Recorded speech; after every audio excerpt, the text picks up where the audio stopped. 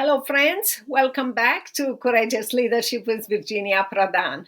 I'm so delighted to be here with you and to answer your questions or comments and to train you to be bold and courageous, to live a life of significance and success.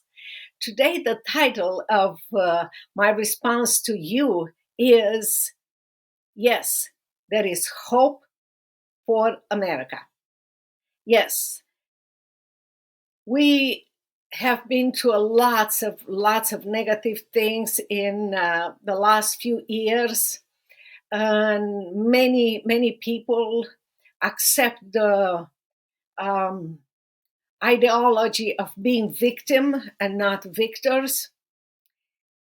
But in front of us, we see that there is hope in America.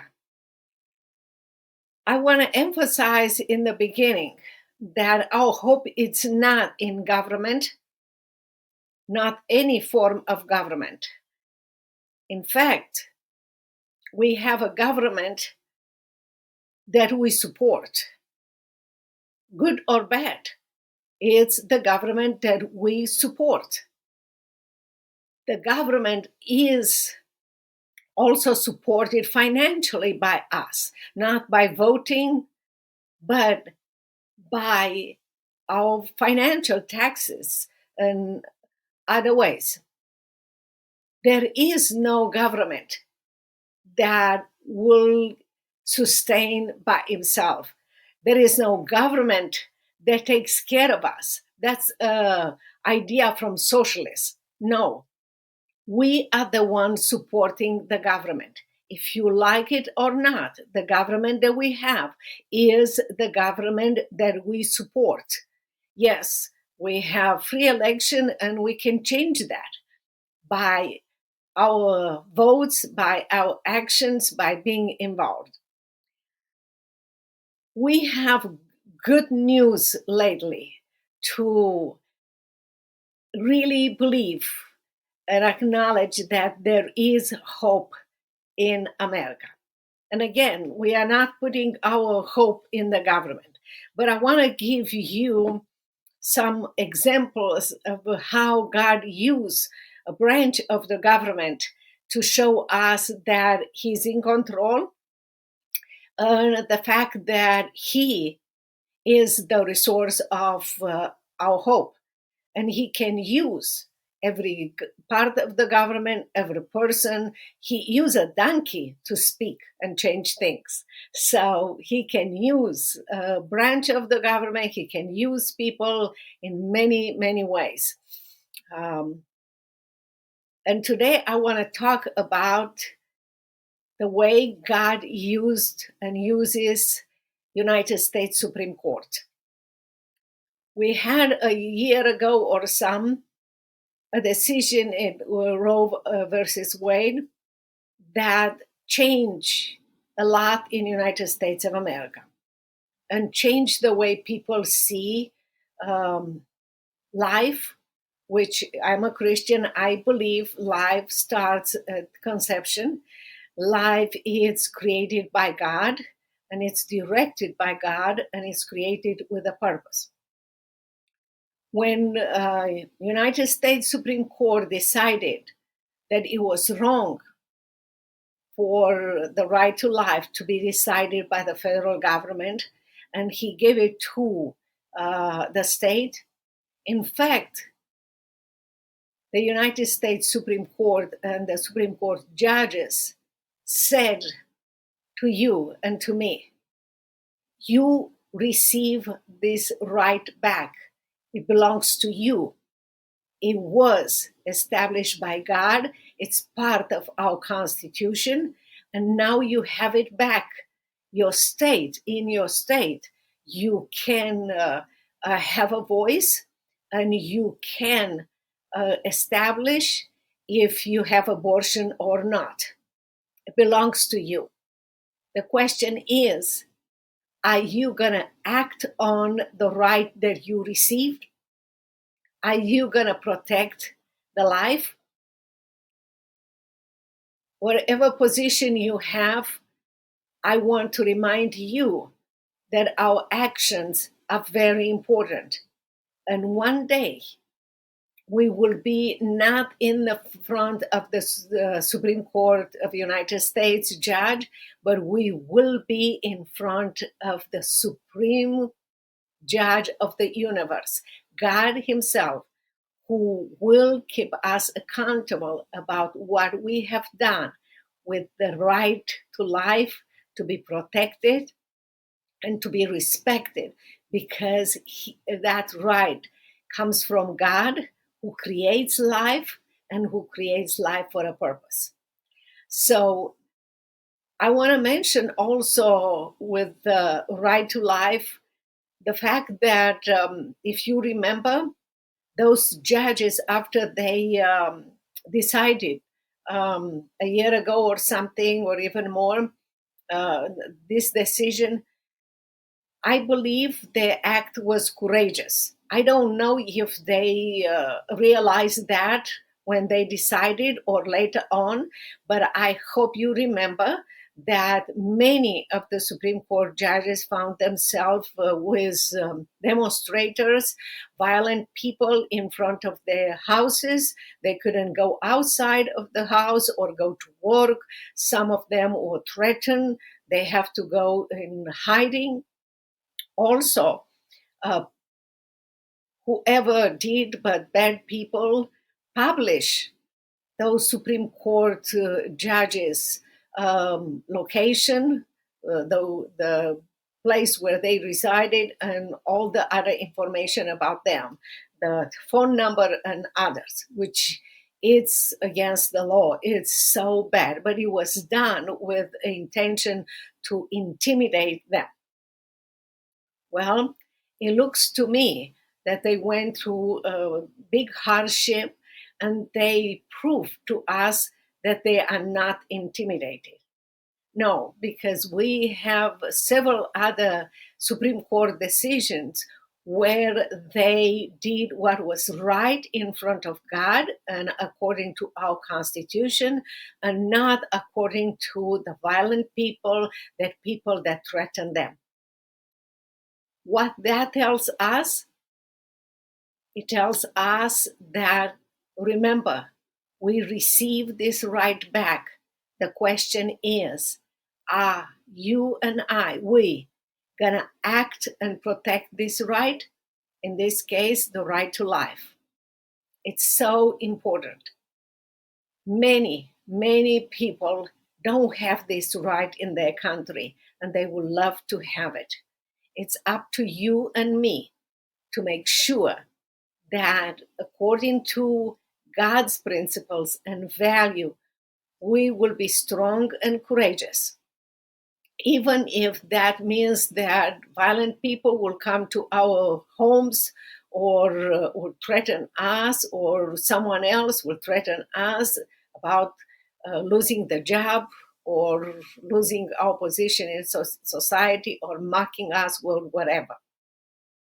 In God's power, we can be strong and courageous and stand up firm and continue to do what is right. Remember that before us, Daniel, David, Joseph, Paul, Peter, and many others had to be strong and courageous, to remain faithful to God, and God performed through them amazing missions and amazing miracles. So God will do the same thing in your life, and I hope you are encouraged by that. Another decision that came from United States Supreme Court and will change a lot is the affirmative action decision. Supreme Court decided that affirmative action cannot be the base of decided who's going to go to college and what candidate will go to college. Having skills and talents, having work ethics, doing what it takes to be a student at one school or another should not depend on our color of skin or our past, but it should depend on our work ethics, our skills, what our records look like, and what they predict for the future. When you admit those who have no skill, no talent, first of all, you put them in a horrible situation because it's going to be so hard for them to um, to work or do the work in college. And even if the teacher will lower the standard for them, when they go to work, that's going to be even harder. And even if the company will lower the standard for them, the company will suffer. And at the end, all of us will suffer. America is based on good competition, based on hard working, doing the extra work, using your skills and talents that God put on your mind, your heart, and in your life for the purpose that He created you to be. And that should be, and that has been before the affirmative action was applied to college and workspace. That was the reason why America remained number one in the world. And that is the reason applying this affirmative action in college and workplace, the reason why America is going down in so many places and they cannot compete with others. So there is hope that now every single place in college and university, every single person that will apply to college and university or to work will be judged by their skills, by their talents, and by what they bring and what they can enrich not only the university, the studying there, but also the business that they will be in or the business that they will create. And that will create a better America for all of us. And that gives me the reason to say, yes, there is hope for America. Hope as long as we use those rights. We are aware of those rights and we use them and we respect each other for who we are. We are God's creation. I have no contribution. I was not asked to be born white or to be born under 5 feet tall or to have an accent and so forth. This is the way I am. You are not asked the way you were born and the color of your skin, but you have more than that. You have skills, talent, a mission, and a purpose that you can use it to change everything around you. Started with your life and started with a place where you live, with your business or your company or the place where you work, and change America for better. The third one that I want to talk about is might be sensitive for few people, but I still want to talk about because I believe that this decision of the Supreme Court is a decision that gives us hope. Again, give us hope and makes us in charge of our lives, in charge of our decisions, in charge of what we do and the consequences that will follow. And that is the student loan. The government and the president plan to reduce, at least to reduce with $20,000 for several people that have student loan was rejected as illegal by the Supreme Court.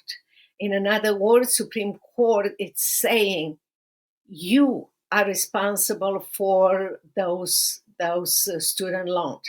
When you make the decision to go to school and to take those loans, you make the decision to pay back. By paying back those loans, you are in charge of your life and not the government who will manipulate you as a puppet in their hands. You are in charge and you will feel responsible. You will work even harder. And as you pay your student loan, your self-esteem, your power to overcome and conquer everything in your life will be up to the roof, and you will be able to overcome every challenge in your life. It's not fair for someone else to pay what you took as a student loan. I have to admit that I have student loans. I don't speak as a person who never had student loans and doesn't care about. I understand your pain. I am a single mom and I have 3 kids, and I supported my kids with student loans for their college. I took loans for my law school, so I know what having loans means. And being responsible for those loans. But paying back, it helps you to fly. It helps you to realize that you are able and capable. You are will teach you to make better choices. Will teach you to know when to take other loans or not, and many other things in life. It also teaches you to respect that other people are not responsible for your choices. Making others pay for you, it's an idea, and it's part of the ideology of the socialism. It's a way of, even this government tried to buy votes from young people. No, it's not possible. This is America. And this is a country where you are responsible for your loans and everything that you have done. I came to the United States of America empty-handed. I didn't have any money. In fact, when I came here, United States government, because I came as a political refugee from Romania, socialist communist Romania, American government pay for our tickets, myself and my children's tickets here in America, and for a while for our rent here. And soon as I started to learn English and go and work, I had to pay everything back. I am so grateful that the government decided to do this, because it helped me to value freedom even more. It helped me to realize that nobody is responsible for me. I am responsible. And the one who is the resources for my health, for my financial situation, for my life, it's God, and He will provide for me. And that gave me the wings to fly, to learn English, to go back to law school, and in 3 years to graduate what normal people, I call many times, will go and do. A Juris Doctor and an LLM International. I opened my law firm. I wrote my book, Saving My Assassin, that was published by Tyndale House Publisher. And by the way, you can buy it at virginiaprodanbooks.com/product/book. And you can find more about this. I speak all over the world, and I tell people how important it is for us to rely on God and not on the government. Because when you rely on government, you make the government the God in your life, and you depend on God, on the government, and the government will make a puppet of yourself. You can read in my book. This is the making the government resolve your problems. It's the way, a sure way to bring socialists to America. Read my memoir, Saving My Assassin, and see that the same way was used in Romania and many other countries to lie to people and to bring them with stuff, free stuff, into the cage of socialists and communists. Do not settle for that. Pay your loans, work hard, and you will accomplish in God's power amazing, amazing things. You will be so motivated. You will be so changed from a victim to a victor, from a person who is looking for others to bring solution to a person that will bring solution to others and will enrich not only your life, but the lives of many, many people. Yes, there is hope for America. Yes, there is hope for you and me, as long as we take all these rights that were given back to us, right to life, right to be considered not by our skin, by our color, but by our work ethics, efforts, and skills and talents that God gave us. Respect each other and honor each other because we are God's creation. And the third one is make yourself responsible for your loans, for your debts, for whatever you have, because they will empower you. That will encourage you to discover in you the power, the skills, the talent, the motivation, the innovation that God put in you, that will change in God's power, not only your life, but the lives of many, many people around you.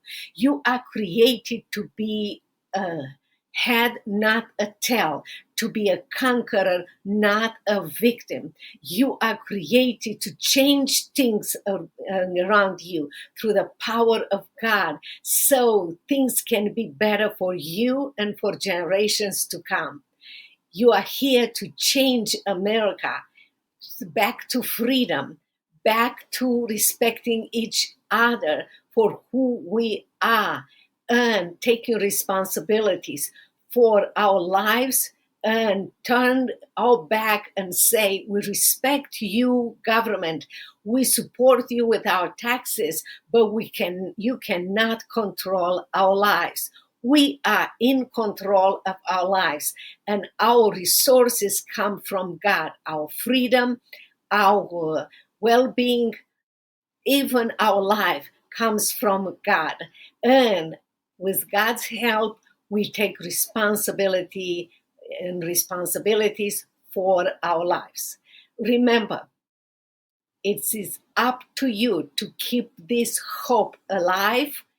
Exercise your rights that will empower you, will change your life. Refuse to be a victim. Be a victor. See the power that is already in you. See the skills and the talent. You might be the next innovator. You might be the next business person that will change America, because the power that is in you, your life, your creation in God, and your responsibilities. You take responsibilities for your life. I hope that you will share with us how those three decisions of the United States Supreme Court, that I consider God giving gifts to these people back to us, giving us our rights back to us, to exercise those rights individually, wherever we are, and collectively, in order to see God's power and miracles in us as He will change us, our state, our city, and our country, United States of America. You are important, your life is important, and you are here for a reason bigger than yourself. Until next time, God bless you. We'll see you later. Don't forget to send us your comments, your questions, or any kind of need you might have. Go to virginiaprodanbooks.com. You can contact us there. We love to train you more. God bless you, and listen Wednesday and Saturday at 10 o'clock Central Time at podcast, Eddie Feep, Podbean, Apple Podcast, and also on YouTube. Until next time, God bless you. Bye-bye.